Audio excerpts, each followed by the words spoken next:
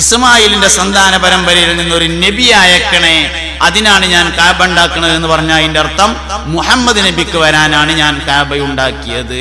അതന്നെയാണ് പൊളിക്കാൻ അയക്കാത്തതിന്റെ കാരണം. ചില ആൾക്കാർ ചോദിക്കും, എന്തിനാ കുടിയിരിക്കലിന് മങ്കൂസ് മൗലൂദ് യാസീൻ ഓതിയാ പോരേ? യാസീൻ വേറെ ഓതണം, മങ്കൂസ് മൗലൂദ് കൊണ്ടെടുത്ത് അതന്നെ ഓതണം. എന്തൊരു വിഷയത്തിന്റെ മുന്നിലും മുഹമ്മദ് നബിയെ വെച്ചോ സല്ലല്ലാഹു അലൈഹി വസല്ലം, അത് വിജയിക്കും. വിജയത്തിന്റെ, മുഅ്മിനീങ്ങളുടെ വിജയത്തിന്റെ അടിസ്ഥാനം മുഹമ്മദ് നബിയോടുള്ള ബന്ധാണ് സല്ലല്ലാഹു അലൈഹി വസല്ലം.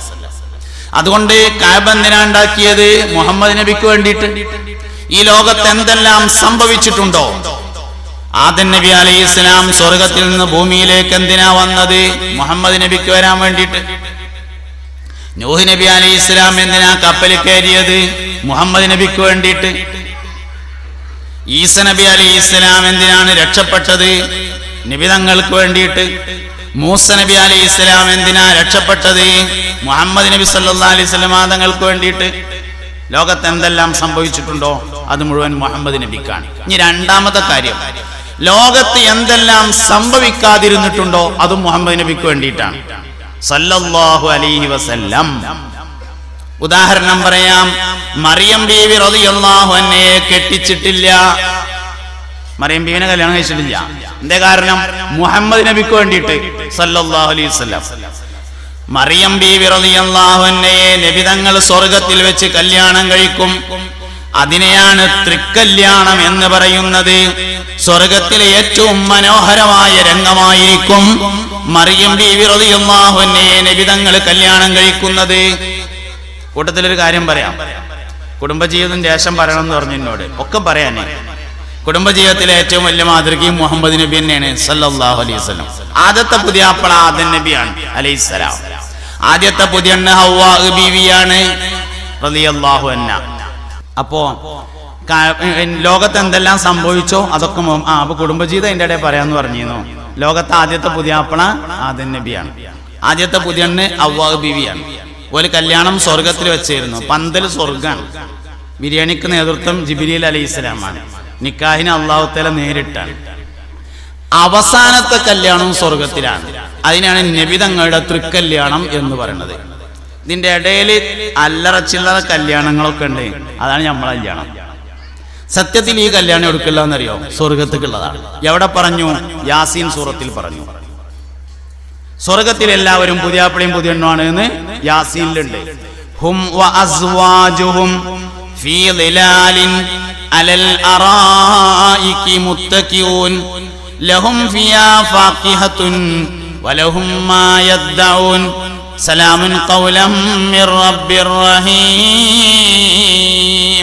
ഹും അവരും വ അസ്വാജുഹും അവരുടെ ഇണകളും ഫീ ളിലാലിൻ മരത്തിന്റെ ചോട്ടിലെ അലൽ അറായികി അരീക്കത്ത് എന്ന കട്ടിലിന്മേൽ മുത്തഖിഊന ചാരിയിരിക്കുന്നവരായിരിക്കും. ലഹും അവർക്കുണ്ട് ഫിഹാ അതിൽ ഫാഖിഹത്തുൻ ഐസ്ക്രീം വലഹും മാ യദ്ദഊൻ അത് കഴിഞ്ഞാൽ ഓർഡർ ചെയ്യുന്ന സാധനങ്ങള്. അതന്നെ ഫാഖിഹത്ത് എന്നുള്ളതിന് ഐസ്ക്രീം എന്ന് ഞാൻ അർത്ഥം വെച്ച. എന്താ കാരണം? മനുഷ്യൻ ഏറ്റവും കൂടുതൽ ആഗ്രഹിക്കുന്ന സാധനത്തിനാണ് ഫാഖിഹത്ത് എന്ന് പറയാം. അപ്പൊ സ്വാഭാവികമായിട്ടും മരത്തിന്റെ ചോട്ടിലെയും ചാരിയ കട്ടിലും ഇങ്ങനെ ഇരുന്നാൽ പിന്നെ വേണ്ടത് ഐസ്ക്രീം ആണല്ലോ. അതുകൊണ്ട് അങ്ങനെ വെച്ചാൽ അത് നിങ്ങളോട് ദേഷ്യപ്പെടാൻ നിൽക്കൊന്നും വേണ്ട.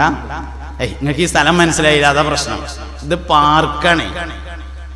മരത്തിന്റെ ചോട്ടിൽ ചാരി ഇരിക്കണ കട്ടിൽ എവിടെ ഉള്ളത്? പാർക്കിലാണ്.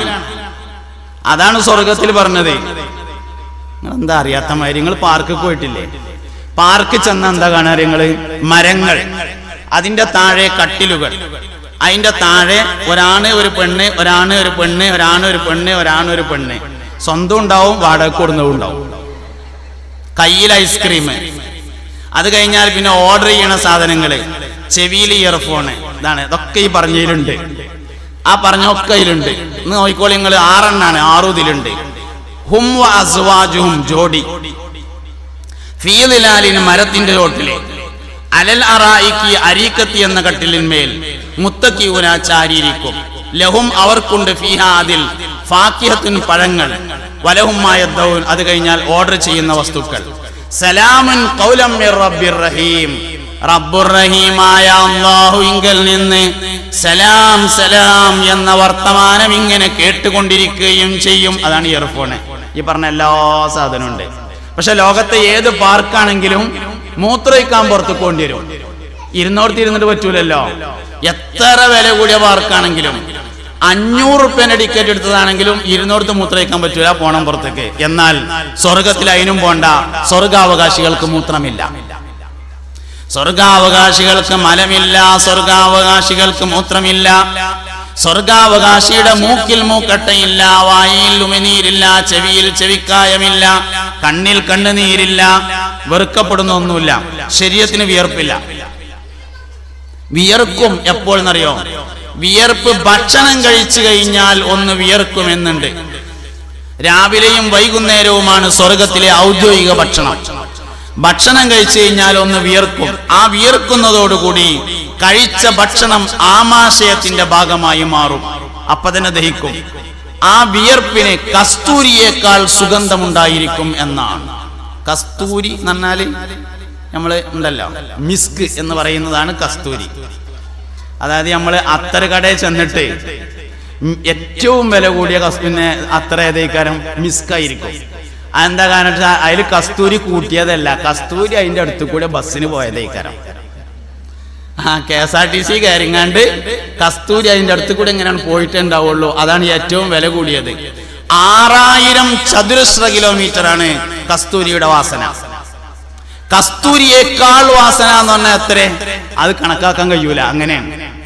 ആ ഇരിങ്ങൽ കോട്ടക്കൽക്ക് എങ്ങനെയാ പോകാന്ന് ചോദിച്ച ഒരാളോടെന്ന് വിചാരിച്ചോളി.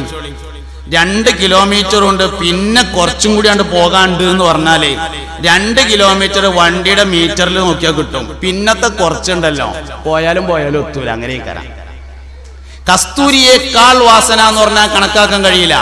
കസ്തൂരിയുടെ വാസന എന്നാണ് പറഞ്ഞിരുന്നെങ്കിൽ നമുക്ക് മനസ്സിലാകുമായിരുന്നു. അതുകൊണ്ട് സ്വർഗാവകാശിയുടെ വിയർപ്പിന് കസ്തൂരിയേക്കാൾ വാസനയുണ്ടാകുമെന്നാണ്. ലോകത്തെ ഏറ്റവും വാസനയുള്ള വസ്തുവാണ് പറഞ്ഞിട്ടുള്ളത് കസ്തൂരി എന്നതുകൊണ്ട് ഉദ്ദേശിച്ചത്. അങ്ങനെയാണ്. അപ്പൊ അവിടെ അതിന്റെ വിശദീകരണങ്ങള്, ഒന്ന് ഹും വ അസ്വാജുഹും, അവരും അവരുടെ ഇണകളും എന്ന് പറഞ്ഞുകൊടുത്ത് എല്ലാ തഫ്സീറിലും പറഞ്ഞിട്ടുണ്ടാവും ഭൂമിയിൽ അതേ ഭാര്യയാകുന്നു, ഭൂമിയിൽ അതേ ഭർത്താവാകുന്നു എന്ന്. ഇവിടെ നിന്നുള്ള അതേ ഭാര്യയാണ്, അതേ ഭർത്താവാണ് സ്വർഗത്തില്. അപ്പൊ എന്തിനാ കല്യാണം? സ്വർഗത്തിൽ സ്പീഡാവാനാണ്. അവിടെ ചെന്നിട്ട് പിന്നെ പെണ്ണെറിഞ്ഞടക്കുക പറഞ്ഞാല് അതൊരു ബുദ്ധിമുട്ട്. അവിടെ പെൺകെട്ടേരോട് ഉണ്ടാവില്ല. അതിനാണ് സത്യത്തിൽ. പക്ഷെ നമുക്കത് ഇങ്ങനെ മനസ്സിലായിട്ടില്ല. അതാ പ്രശ്നം. വയസ്സായ ആര് പറഞ്ഞപ്പോ എന്താ വെച്ചാൽ ഇതിപ്പോ ഇങ്ങനെ കഴിഞ്ഞു പോട്ടെ. ഇതിങ്ങനെ കഴിഞ്ഞു പോവുകയല്ല, അത് തുടങ്ങാൻ നിൽക്കണുള്ള പരിപാടി. ഒരിക്കലും ഭാര്യയും ഭർത്താവുമായുള്ള ജീവിതം ദുന്യാവിലേക്കല്ല, അത് ആഖിറത്തിലേക്കാണ്. അത് സ്വർഗത്തിലേക്കുള്ള ഒരുക്കമാണ്. സ്വർഗത്തിൽ എല്ലാവരും ഇണകളാണ്. 1,24,000 അമ്പിയാക്കൾ അള്ളാഹു തആല പറഞ്ഞയച്ചിട്ടുണ്ട് ഭൂമിയിലേക്ക്. വേറെ അഭിപ്രായത്തിൽ 2,24,000 അമ്പിയാക്കൾ വന്നിട്ടുണ്ട്. അതില് ഈസ നബി അലൈഹിസ്സലാം ഒഴിച്ച് ബാക്കിയുള്ളവരൊക്കെ കല്യാണം കഴിച്ചിട്ടുണ്ട്. മഹാനായ സയ്യിദുനാ ഈസ അലൈഹിസ്സലാം ഖിയാമത്ത് നാളിന്റെ മുന്നോടിയായി ഭൂമിയിലേക്ക് ഇറങ്ങി വരുമെന്നും കല്യാണം കഴിക്കുമെന്നും ജീവിക്കുമെന്നും മക്കളുണ്ടാകുമെന്നും വഫാത്തായി മദീനയിലെ റൗള ഷരീഫിന്റെ അടുക്കൽ മറവ് ചെയ്യുമെന്നുമാണ് താരീഖിലുള്ളത്. അതോടുകൂടി 1,24,000 അമ്പിയാക്കളും കല്യാണം കഴിച്ചവരാവും. അമ്പിയാക്കളുടെ ചര്യ നിർവഹിക്കുക, സ്വർഗപ്രവേശനം എളുപ്പമാക്കുക, മുഹമ്മദ് നബി സല്ലല്ലാഹു അലൈഹി വസല്ലമയുടെ ഉമ്മത്തിനെ വർദ്ധിപ്പിക്കുക എന്നതൊക്കെയാണ് യഥാർത്ഥത്തിൽ കുടുംബജീവിതം എന്ന് പറഞ്ഞാല്. അല്ലാതെ തട്ടിമുട്ടിഞ്ഞിപ്പോ ഇങ്ങനെയൊക്കെയാണ് കഴിച്ചു പോട്ടെ എന്നല്ല. തട്ടിമുട്ടിയിട്ട് പോയാലൊന്നും പറ്റൂല. ഈ 3 കാര്യമാണ്. ഒന്ന്, സ്വർഗത്തിലേക്കുള്ള ഒരുക്കമാണ് വിവാഹം. അവിടുന്ന് തുടങ്ങിയത്, അവിടെയാണ് അവസാനിക്കുന്നത്. സ്വർഗത്തിലേക്കുള്ള ഒരുക്കമാകുന്നു വിവാഹം. വൈവാഹിക ജീവിതത്തിലെ എല്ലാ കാര്യങ്ങൾക്കുള്ള സവാബും സ്വർഗത്തിലാണ് പറഞ്ഞിട്ടുള്ളത്. എല്ലാ കാര്യത്തിനും. മൻ തസവ്വജ ലില്ലാഹി തവ്വജല്ലാഹു ലഹു താജൽ മലികി ഹബീബുനാ റസൂലുള്ളാഹി. ആരെങ്കിലും അല്ലാഹുവിന് വേണ്ടി കല്യാണം കഴിച്ചാൽ അവന് നാളെ സ്വർഗത്തിൽ വെച്ച് രാജാവിന്റെ കിരീടം ധരിപ്പിക്കുന്നതാണ് എന്ന് മുഹമ്മദ് നബി. വിവാഹത്തിന്റെ സവാബ് മൊത്തം പറഞ്ഞത് സ്വർഗത്തിലാണ്. അതുകൊണ്ട് കുടുംബജീവിതം സ്വർഗത്തിലേക്കുള്ള ഒരുക്കമാണ് എന്ന് മനസ്സിലാക്കുക. അതാണ് ആ വിഷയത്തിൽ പറയാനുള്ളത്. കുടുംബജീവിതത്തിലും മാതൃക മുത്തുനബി തന്നെയാണ് സല്ലല്ലാഹു അലൈഹി വസല്ലം. 25-ാമത്തെ വയസ്സിലാണ് ആദ്യമായി കല്യാണം കഴിച്ചത്. ഖദീജ ബിവി റളിയല്ലാഹു അൻഹയായിരുന്നു മുസ്തഫ നബി തങ്ങളുടെ ആദ്യത്തെ ഭാര്യ.